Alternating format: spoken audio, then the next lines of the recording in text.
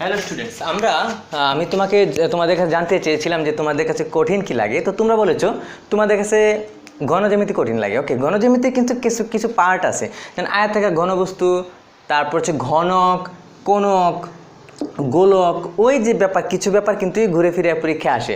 তো আজকের লেকচারে আমরা প্রথম পার্ট, এই পার্টে আমরা কথা বলবো আয়তাকার ঘনবস্তু এবং ঘনক, এই দুটো সম্পর্কে বিস্তারিত জানবো। সূত্রগুলো মুখস্থর বাইরেও কি করে আমরা বুঝতে পারি সেগুলো নিয়ে আলোচনা করব। ওকে, সেগুলো আলোচনা করতে আমার একটা আয়তাকার ঘনবস্তু অ্যাকচুয়ালি দরকার। আমি একটা আয়তাকার ঘনবস্তু নিচ্ছি। ওকে ওকে ঠিক আছে, তো আমরা প্রশ্নে চলে যাই। ওকে, তো এবার চিন্তা করতে হবে প্রথমে যে আয়তাকার ঘনবস্তুর যদি আমাদের আঁকাতে বলে আমরা কি করে আঁকাবো। একটা আয়তক্ষেত্র আঁকি। ওকে, একটা আয়তক্ষেত্র, এই যেমন তোমার হচ্ছে এটা একটা আয়তক্ষেত্র। আয়তক্ষেত্রে তো প্রত্যেকটা বাহু মানে বিপরীত বাহুগুলো সমান থাকে, তা তো জানো। তো এই হচ্ছে তোমার এই আয়তক্ষেত্র আমি আঁকলাম। আমি আঁকবো আয়তাকার ঘনবস্তু।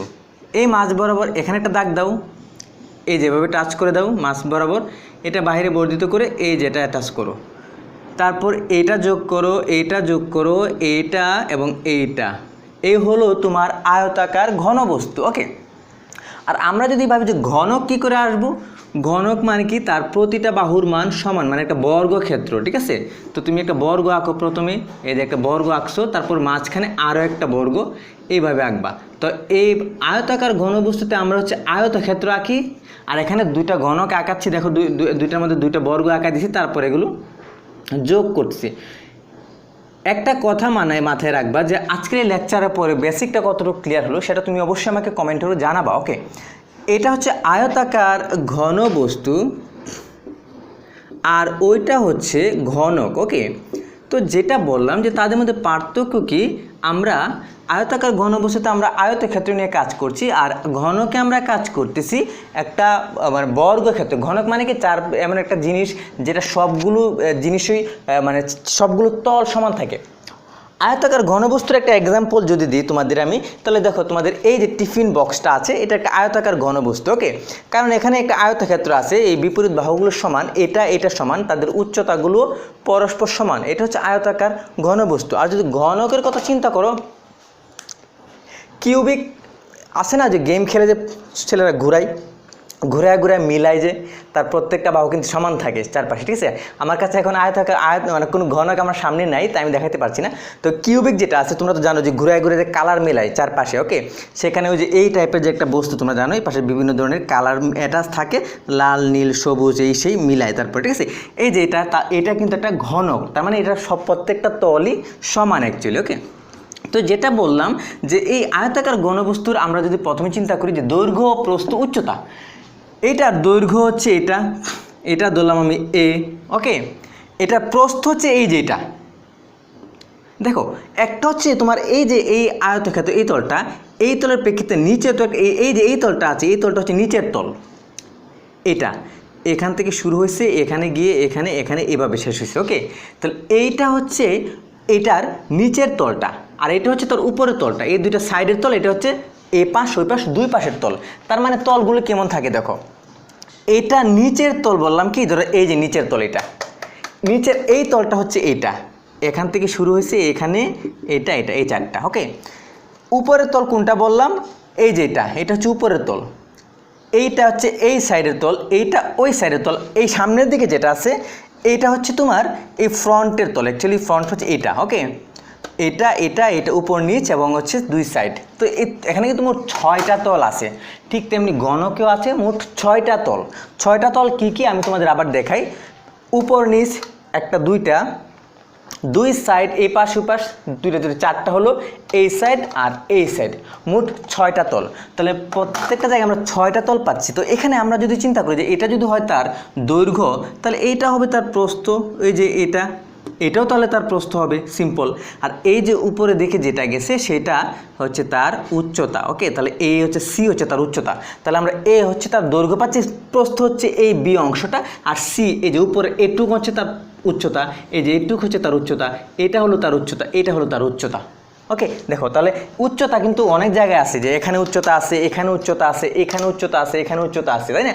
এই পাশ ওই পাশে তো উচ্চতা আছে, উচ্চতা অনেকগুলো আছে। ওকে, তো আমি যেটা বললাম যে আমাদের তো উচ্চতা কোনটা, দেখো এটা একটা উচ্চতা, এটা একটা উচ্চতা, এটা উচ্চতা, এটা প্রস্থ, ওকে, এটা প্রস্থ।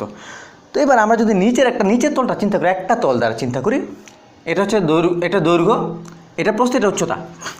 আমি নির্ণয় করব দৈর্ঘ্য প্রস্থ উচ্চতলে যথাক্রমে এতলে এর পৃষ্ঠতলের ক্ষেত্রফল, কর্ণের দৈর্ঘ্য আর আয়তন। ওকে,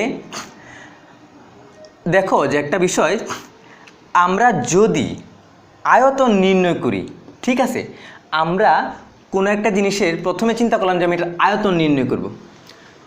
একটা আয়তাকার ঘনবস্তুর আয়তন কি? দৈর্ঘ্য, আমরা কি জানি, দৈর্ঘ্য ইন্টু প্রস্থ ইন্টু উচ্চতা, এটাকে আমরা আয়তন বলি। কথা ক্লিয়ার? আয়তন মানে দৈর্ঘ্য প্রস্থ ইন্টু উচ্চতা। তো সেম ঘটনা ঘনকের ক্ষেত্রে আমরা আয়তনে বলবো দৈর্ঘ্য প্রস্থ ইন্টু উচ্চতা। এখন আমি মানগুলো বসাই। একটা ব্যাপার কি, এখানে কিন্তু আমি ABC বসাইছি, কিন্তু ঘনকের ক্ষেত্রে এদের প্রতিটা তলের মান সমান, দৈর্ঘ্য প্রস্থ উচ্চতা সবই সমান। তাহলে এরা প্রত্যেকেই কিন্তু A, প্রত্যেকের মান A। এখানে যতগুলো বাহু আছে প্রতিটা বাহুর মান A। ঘনকে আর কিছু না, A ছাড়া যাই পাবা, যতগুলো পাবা সব A, মানে তাদের প্রতিটা বাহুর মান A। তুমি যদি B ধরতে চাও B ধরো, তোমার যা ইচ্ছে তাই ধরো, কিন্তু প্রত্যেকটার মান সেম ধরতে হবে। এটা হচ্ছে ঘনক। ঘনকে কি থাকবে? প্রত্যেকটা জিনিসের মান সমান থাকবে। ওকে, এবার আমরা এটার মধ্যে চিন্তা করি দৈর্ঘ্য প্রস্থ আর উচ্চতা, এটার আয়তন। ওকে, তাহলে আমি যদি চিন্তা করি যে একটা তলের কথা চিন্তা করি, একটা তলের আয়তন কত হবে? একটা তলের দৈর্ঘ্য হচ্ছে A, প্রস্থ হচ্ছে B আর উচ্চতা হচ্ছে C। তা ঘনকের একটা তলের যেটা পাচ্ছি ঘনবস্তুর আয়তন, দৈর্ঘ্য প্রস্থ উচ্চতা। তাহলে আমরা এই যে আয়তাকার যে ঘনবস্তু আছে এইটার আয়তন হচ্ছে দৈর্ঘ্য প্রস্থ এবং উচ্চতা। তা আমরা এখানে পাচ্ছি দৈর্ঘ্য প্রস্থ এবং উচ্চতা পাচ্ছি, এটা দৈর্ঘ্য হচ্ছে ABC। এইটাই হচ্ছে এই আয়তাকার ঘনবস্তুর আয়তন। ওকে, আমরা যদি এখন এই যে আয়তন আমাদের শেষ, আমরা যদি এখন এখানে আসি যে ঘনকের আয়তন কত। দেখো ঘনকের আয়তন কি, ঘনকের দৈর্ঘ্য A, প্রস্থ A, উচ্চতা হতো A, সবই A। তাহলে A গুণ A দিলে A কিউব হচ্ছে। তাহলে হয়ে গেল কি, তাহলে আমরা পাচ্ছি যদি আয়তাকার ঘনবস্তু বলে তার দৈর্ঘ্য প্রস্থ উচ্চতা কত হলো ABC। আর আয়তন যদি বলি আমরা ঘনকের ক্ষেত্রে ABC জায়গায় A কিউব। ওকে, এটা হচ্ছে আমাদের একটা সূত্র গেল, একটা আয়তনের সূত্র। তাহলে আমরা আয়তনের সূত্রটা আমরা শিখে ফেললাম। ওকে, তাহলে এটা যদি ঘনবস্তু, এটা আমরা আমাদের আয়তাকার ঘনবস্তুর এটা, তাহলে এটার আয়তনের নির্ণয় সূত্র কি? আমরা বসাবো ABC। আমরা একটা সূত্র শেষ করলাম। এবার আমরা আসি যে কর্ণের দৈর্ঘ্য। এটা যদি চিন্তা করি কর্ণের দৈর্ঘ্যটা কী করে করবো। দেখো কর্ণের দৈর্ঘ্য মানে কি এই কোণা থেকে শুরু করে এই কোণা পর্যন্ত বিস্তৃত। ওকে, দেখো তো এইটার কর্ণের দৈর্ঘ্যটা কেমন হবে। কর্ণের দৈর্ঘ্য তো তোমরা জানো যে কোনো একটা আয়তাকার বস্তুর এই যে এটার কর্ণের দৈর্ঘ্য যদি এটা হয়, ধরো এটা ABCD, আর এটা যদি হয় তোমার A, আর এটা যদি B হয়, তাহলে কর্ণের দৈর্ঘ্য কত হবে? AC স্কোয়ার ইকুয়াল টু ভূমি স্কোয়ার লম্ব স্কোয়ার, মানে A square plus B square. তাহলে আমরা বলে থাকি যে AC মানে কর্ণের দৈর্ঘ্য কত? √A square plus B square. এটা তোমরা কিন্তু এটা সবসময় পড়ে আসছো। যেটা আয়তক্ষেত্রের কর্ণের দৈর্ঘ্য কিন্তু √A square plus B square. Okay, তোমরা আবার যখন একটা বর্গক্ষেত্রের ঘনবস্তু নির্ণয় করো, বর্গক্ষেত্রের এই কর্ণের মান নির্ণয় করো, তখন কি লেখো? ধরলাম ABCD একটা বর্গক্ষেত্র, তার তো প্রতিটা বাহুর মান সমান। তাহলে এটার যে AC স্কোয়ার, আমরা বলবো AC স্কোয়ার ইকুয়াল টু ভূমি স্কোয়ার লম্ব square A square plus A square equal to কত? 2A স্কোয়ার হলো। সুতরাং AC ইকুয়াল টু কত? √2A square. A স্কোয়ার রুটে কাটা, তাহলে থাকে √2 আর A থাকে √2A। আমরা কিন্তু ঘনক মানে বর্গক্ষেত্রের কর্ণ হচ্ছে এটা, বর্গের কর্ণ, এটা হচ্ছে আয়তের কর্ণ। এখন আমরা বর্গ এবং কর্ণ তো আমাদের টার্গেট না, আমাদের টার্গেট হচ্ছে আয়ত, কারণ এই কনসেপ্টটা আমাদের কাজে লাগবে। এখন আয়তাকার ঘনবস্তুর ক্ষেত্রে আমরা যদি কর্ণ নির্ণয় করতে চাই, তাহলে আমরা দেখো কর্ণটা কি করে নির্ণয় করব। এটা কর্ণ হচ্ছে স্ট্রেট, এখান থেকে শুরু হচ্ছে এইখান বরাবর আসছে। তাহলে আমরা যদি এটা হচ্ছে A, এটা হচ্ছে ধরো স্ট্রেট কাট এসে আমরা এটাকে ABCD যদি এভাবে চিন্তা করি, তাহলে AD যেটা ওইটা হচ্ছে তার কর্ণ। তাহলে আমি এখানে ABCD তো যাচ্ছি না, তোমাদের কমপ্লেক্সিটিতে আমি নিয়ে যাচ্ছি না, তাহলে আমি টোটালি একটা কর্ণই ধরলাম। ওকে, তো কর্ণের ক্ষেত্রে এইটার এই যে এইটা যদি C হয়, তাহলে এইটাও তো C, তাই না? দেখো তাহলে এখানে এই স্ট্রেট বরাবর গেছে এখানে একটা, তাহলে এখানে একটা সমকোণী ত্রিভুজ তৈরি হয়েছে না এখানে একটা। দেখো তো এটা ধরলাম, এটাকে এ ধরলাম, এটাকে ধরলাম বি। আমি ধরো যে আমি এ বি স্কোয়ার, কর্ণের মানটা নির্ণয় করব। তাহলে কর্ণের মানটা কী হবে? ভূমি স্কোয়ার প্লাস লম্ব স্কোয়ার। তাহলে এখানে আমরা বলবো কি কর্ণ ধরে এ বি স্কোয়ার ইকুয়াল টু ভূমি স্কোয়ার লম্ব স্কোয়ার। এটা ভূমি তো এই পাশটা, তাই না? আমরা লম্ব পাচ্ছি না এখানে একটা, এই যে স্ট্রেট এ সি, এটা কিন্তু লম্ব। এই লম্বের মান কত? সি।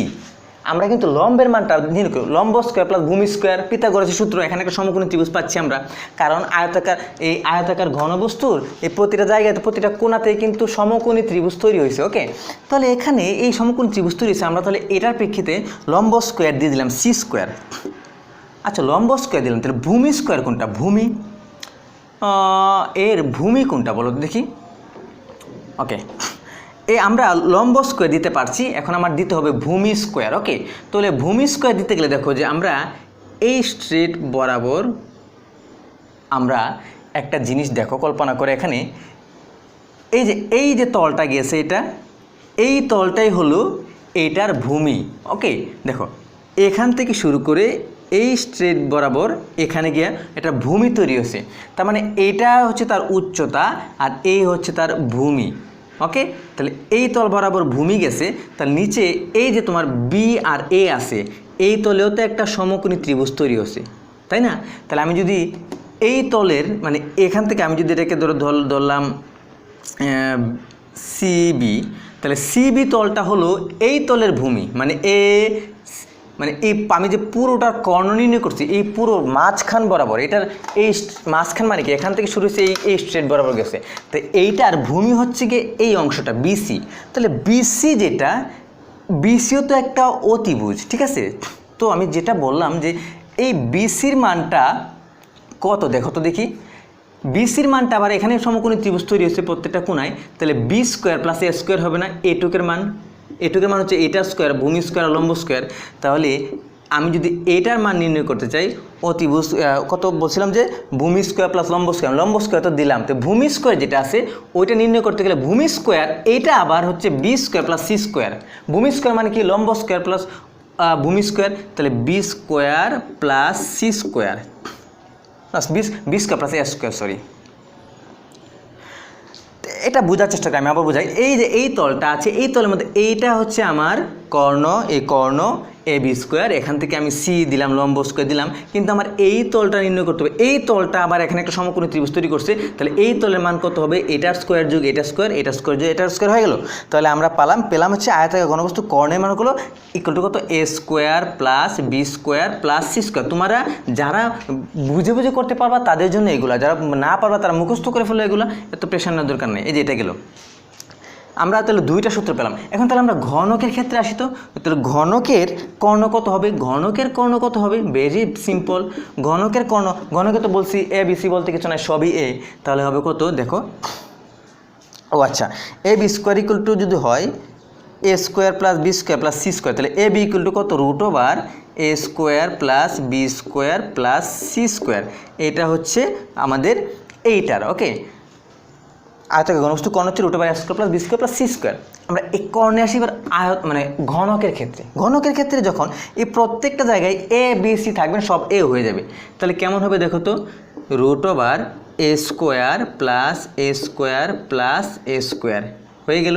তাহলে রুট ওভার 3টা এ স্কোয়ার 3a স্কোয়ার, তাহলে রুটে আর স্কোয়ারে কেটে গেলে রুট 3a। তাহলে আমরা পাচ্ছি দেখো এটার আয়তন হচ্ছে এবিসি, আর এটার কর্ণের দৈর্ঘ্য পেলাম root over A square plus B square plus C square, এটা পেলাম। এবার আসবো আমরা সমগ্র তল মানে পৃষ্ঠতলের যে ক্ষেত্রফলটা, সমগ্র তলের ক্ষেত্রফল, ওইটাতে আমরা আসবো। আমরা কিন্তু দুইটা সূত্র বের করছি, শুধুমাত্র আয়তাকার ঘনবস্তু না, আমরা সাথে ঘনকে দেখাইছি। ওকে, আমরা এবার নেক্সটে যাই যে পৃষ্ঠতলের ক্ষেত্রফলটা কিভাবে নির্ণয় করব। দেখো একটা বিষয় কি, আমরা যখন কোনো একটা, ধরো এটা একটা আয়তক্ষেত্র, এটার ক্ষেত্রফল নির্ণয় করতে চাই, ঠিক আছে? এটার ক্ষেত্রফল আমরা কি করে নির্ণয় করি? আমরা নির্ণয় করি যে তোমার দৈর্ঘ্য আর প্রস্থ যদি থাকে তাহলে আমরা ক্ষেত্রফল বলি এ বি। এটা যদি দৈর্ঘ্য হয় এ, প্রস্থ বি হয়, দৈর্ঘ্য ক্ষেত্রফল হচ্ছে এবি। ওকে, তো এইখানে আমি তো এবি বললাম, তো আয়তাকার ঘনবস্তুতে প্রত্যেকটা কিন্তু ডাবল ডাবল। কেমন ডাবল ডাবল? দেখো যে এই তল আর এই তল দুইটা, এই তল দুইটা, এই তল দুইটা, প্রত্যেকেই ডাবল ডাবল। তাহলে আমরা যদি বলি একটা তলের জন্য এবি, আরেকটা তলের জন্য বিসি, আরেকটা তলের জন্য সিএ, তার মানে আমরা তিনটা তলের কথা আমরা বলতেছি, ঠিক আছে, এবি, বিসি এবং সিএ। এই তলের ক্ষেত্রে আমি যদি বলি এসি, এই তলে হচ্ছে এবি আর এই তলে হচ্ছে বিসি, এবি, বিসি আর সিএ, এই তিনটা হচ্ছে তার পৃষ্ঠতলের ক্ষেত্রফল। তাহলে এই সব প্রত্যেকটা ডাবল ডাবল করে পাচ্ছি না আমরা, ঠিক আছে। তাহলে এই তিনটা যদি হয় প্রত্যেকটা ডাবল ডাবল, মানে কি যে এই তলটা তো এখানে আসে, আবার এখানেও আসে, এই তলটা এখানে আসে, এখানেও আসে, এই তলটা এখানে আসে, এখানে আসে, প্রত্যেকটা ডাবল ডাবল বলেই যে এখানে আমরা একটা এক্সট্রা করে 2 দিয়ে দিব। ওকে, এবার আমরা যদি এখন সমগ্র তলের ক্ষেত্রফল যেটা, সেটা যদি আমরা ঘনকের ক্ষেত্রে নির্ণয় করতে চাই তাহলে কেমন হবে দেখি তো। এটা তো আমরা আয়তাকার বস্তুর সমগ্র পৃষ্ঠতলের ক্ষেত্রফল কত পেলাম? 2 × AB plus BC plus CA, এটা পেলাম। তাহলে এখন আমি যদি ভাবি যে এটা আমি ঘনকের ক্ষেত্রে নির্ণয় করব, ঘনকের তো এবি, বিসি, সিএ কিছু নাই, তোমাকে সিম্পল একটা লজিক দেখাবো, তারপর আরেকটা লজিক দেখাবো। যেমন এটাতে আমি 2 দিলাম, a × a plus a × a plus a × a, সবগুলো সমান দিয়ে দিলাম। তাহলে কত পাচ্ছ দেখো, 2 × 2a, 2a না, a square plus a square plus a square. তাহলে দেখো তো 2 × একটা দুইটা তিনটা স্কোয়ার না, 3a স্কোয়ার। তাহলে কত হলো? 3 × 6a স্কোয়ার হলো। তাহলে এই ঘনকের ক্ষেত্রে সমগ্র তলের ক্ষেত্রফল 6a স্কোয়ার। এটা হচ্ছে আমরা এখান থেকে বের করলাম। আমি যদি ভাবি না, আমরা আরেকটা চিন্তা করি তো, আমার কাছে যে এই ঘনকটা আছে, এই ঘনকের একটা তল মানে কি একটা বর্গ, একটা বর্গের ক্ষেত্রফল কত হয়? যে a স্কোয়ার, একটা তলের ক্ষেত্রফল a স্কোয়ার। ওকে, তো আমরা একটা এখানে মোট কয়টা তল থাকে ঘনকের ক্ষেত্রে? ঘনকে কিন্তু মোট 6টা তল থাকে, উপর নিচে এই সেই উপর, তারপর 6টা তল থাকে না। তাহলে একটা তল যদি হয় a স্কোয়ার, তাহলে 6টা তলের ক্ষেত্রফল তো হবে 6a স্কোয়ার। এটা তাহলে আমরা এইভাবে নির্ণয় করতে পারি, আমরা আবার এইভাবে নির্ণয় করতে পারি, ঠিক আছে। 6a স্কোয়ার পাচ্ছি আমরা সমগ্র তলের ক্ষেত্রফল। আমরা কিন্তু সূত্র নিয়ে কথা সব বলে ফেলছি, এখন আমরা চলে যাব অঙ্কে।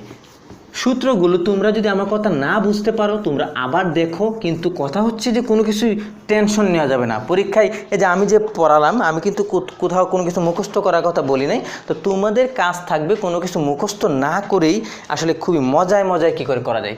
এখন আমরা মান বসাবার সূত্র মিলে যাবে, ঠিক আছে। আমি ক্যালকুলেটর নিয়ে আসছি।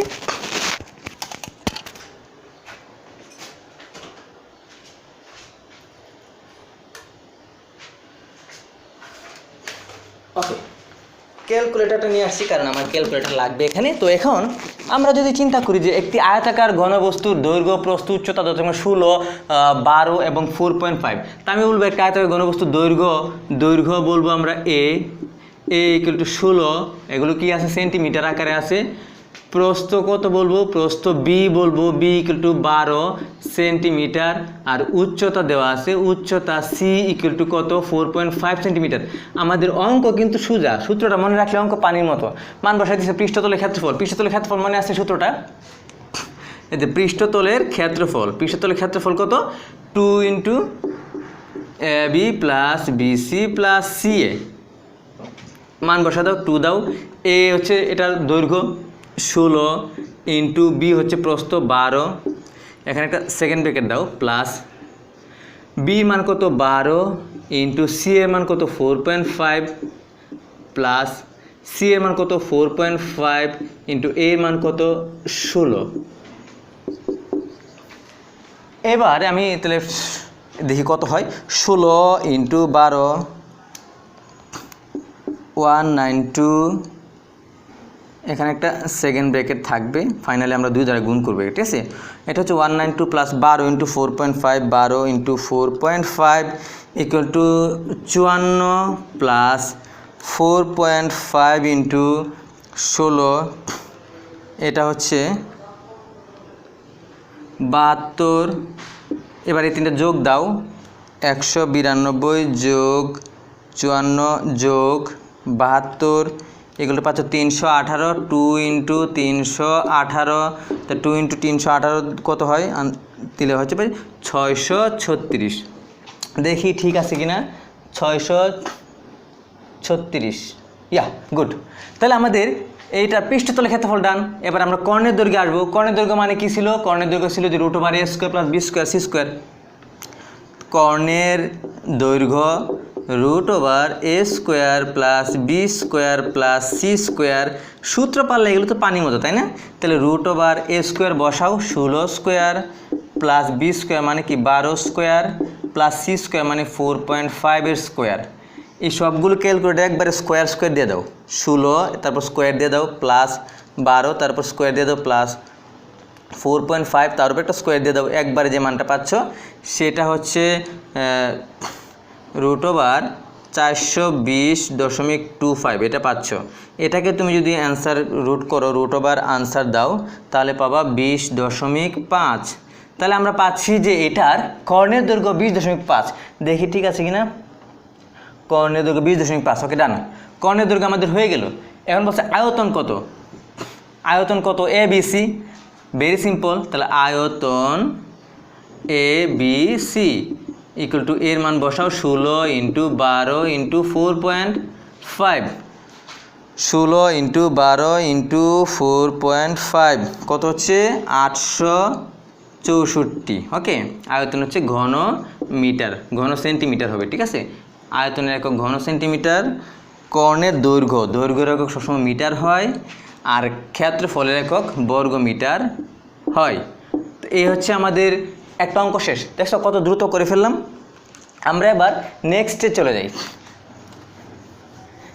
নেক্সটে যেটা আছে এটা হুবহু একই রকম। 8 নম্বরটা আয়তাকার ঘনবস্তুর, এখান থেকেও সেম কথাই বলছে। আয়তাকার ঘনবস্তুর দৈর্ঘ্য প্রস্থ উচ্চতা সবই দেওয়া আছে।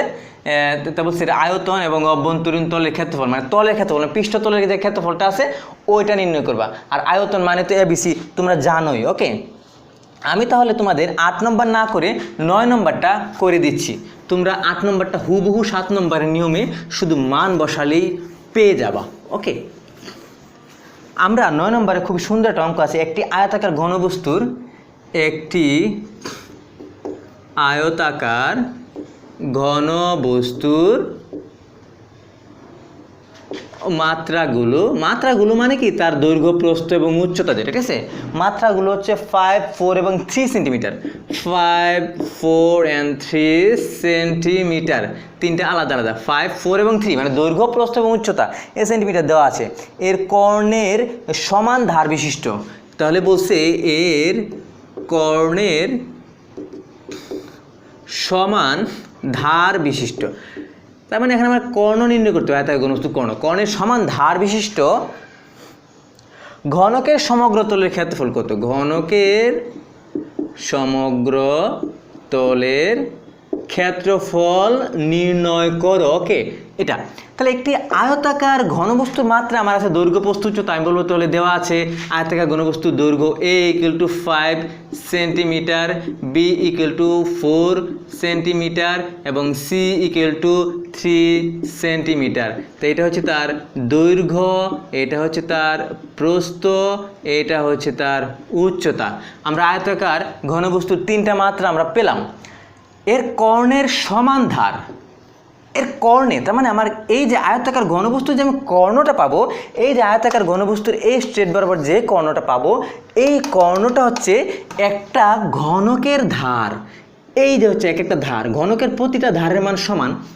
আমি যে এখান থেকে যে কর্ণের মানটা পাবো, এই কর্ণটা হবে ওই বর্গের, মানে ওই ঘনের একটা ধারের মান। এটার মান, এটার মান, এটার মান সবই তো সমান। তাহলে একটা যে ঘনক পাবো, এই ঘনকের ধারের সমান হবে এটা। তাহলে আমরা যদি ঘনকটা এভাবে আঁকায় ফেলি, তাহলে আমরা বুঝতে পারবো যে আমাদের ওই যে আয়তাকার ঘনবস্তু যে কর্ণটা পাইছি, ওই কর্ণের মানটা হলো এটার মান, এটার মান, এটার মান, এটার মান, মানে প্রত্যেকটা মান এটা সমান। তাহলে একটা ধারের মানের সমান। ওকে, তাহলে আমরা যদি একটা ধার পেয়ে যাই ঘনকের, সেখান থেকে আমরা আয়তন বের করতে পারবো, সমগ্র তলের ক্ষেত্রফল বের করতে পারবো, কর্ণ বের করতে পারবো, যা ইচ্ছে তাই বের করতে পারবো। ওকে, তাহলে আমাদের প্রথমে ওই কর্ণের মানটা বের করতে হবে। আয়তাকার ক্ষেত্রে কর্ণের দৈর্ঘ্য মানটা কি মনে আছে? কর্ণের দৈর্ঘ্য, আয়তাকার ঘনবস্তুর কর্ণের দৈর্ঘ্য, আয়তাকার ঘনবস্তুর কোণের দৈর্ঘ্য কত? √a² plus b² plus c²।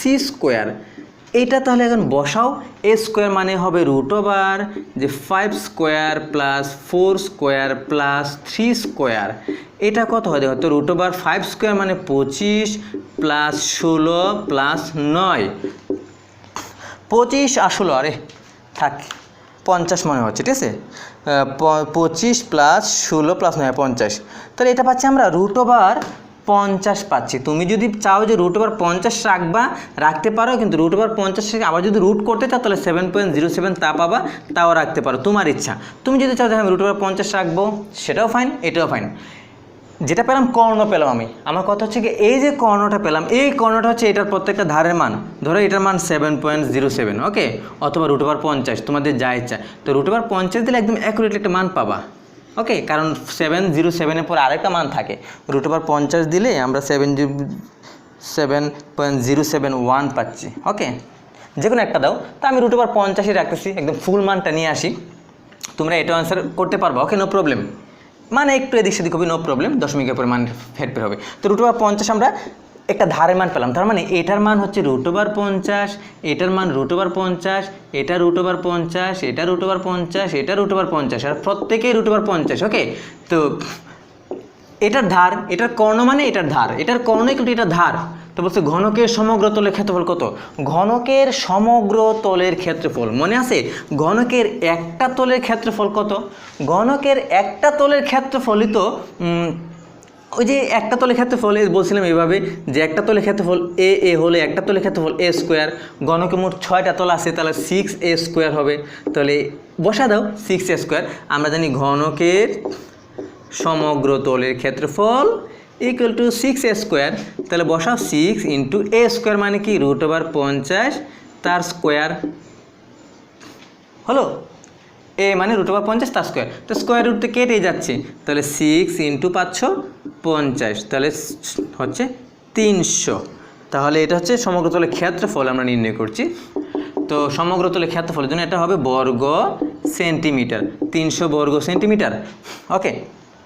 তো এটার পর আমি যেটা বলছিলাম যে আমি যদি 7.071 নিয়ে আসতাম তাহলে কী হতো দেখো তো, 6 × 7.071 তার স্কোয়ার হতো, তখন এমন হতো।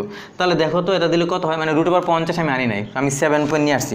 তাহলে 6 × 7.071 এর স্কোয়ার দিলে তুমি পাইতে হচ্ছে 299.99। 299.99 মানে তো 300, ওকে, 300 প্রায় আসতো, প্রায় লিখে দেবা 300, এইটাই। তো দেখো আমরা কথা বললাম যে প্রথমে অনেকগুলো কথা সূত্র নিয়ে, সূত্রগুলো যদি ক্লিয়ার থাকে তাহলে আমাদের প্রবলেমগুলো সলভ হয়ে যাবে। তো আমরা এখানে খুবই ইম্পর্টেন্ট, খুবই চমৎকার অঙ্ক করলাম, এগুলো কিন্তু বোর্ডের অঙ্ক পরীক্ষায় আসে, ওকে। তো আমরা আজকে আয়তাকার ঘনবস্তু এবং ঘনক নিয়ে সলভ করলাম। আশা করি তোমাদের ভালো লাগছে, তোমাদের ভালো লেগেছে। যদি ভালো লেগে থাকে অবশ্যই এটা কমেন্ট করে জানাবা, আর যদি ভালো না লাগে তাহলে ডিসলাইক দিবা, যাতে আমি বুঝতে পারি তোমাদের ভালো লাগছে না, ওকে। ধন্যবাদ সবাইকে, ভালো থেকো।